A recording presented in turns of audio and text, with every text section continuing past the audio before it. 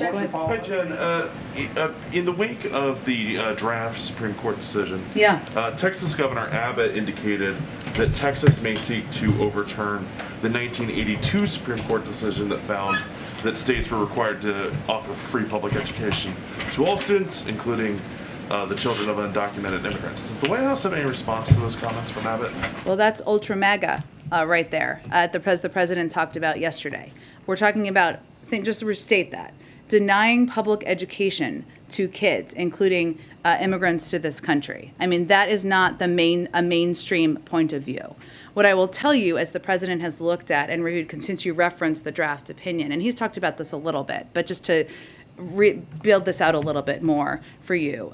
He's talked about how it raised the alarms for him and how the draft decision would endanger other American rights, in addition to the basic right of every woman to keep her personal health care decisions between herself and her doctor. Obviously, there are decisions like that way out of the mainstream that Governor Abbott has announced. But it's also, if you look at Roe, Roe is the precedent, right? Is the precedent for the right to privacy, and that decision has been upheld numerous times since. And everybody doesn't make the connections between what Roe has been the basis of. So let me just spell it out for you, and this is what's on the mind of the President. The right to privacy has been the basis for other landmark decisions that safeguard our basic rights as Americans, including who we choose to marry, with whom to have romantic relationships, and whether to use contraception. For example, I mentioned Griswold versus Connecticut yesterday, Eisenstadt versus Baird, which ensured that the right to use contraception was protected, Oberfell versus Hodges, which protects the right to marry, Lawrence versus Texas, which stopped government from preventing sexual relationships between consenting adults.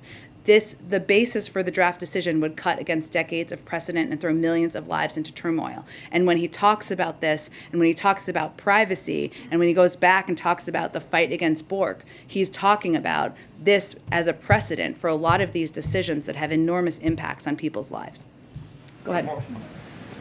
Yes.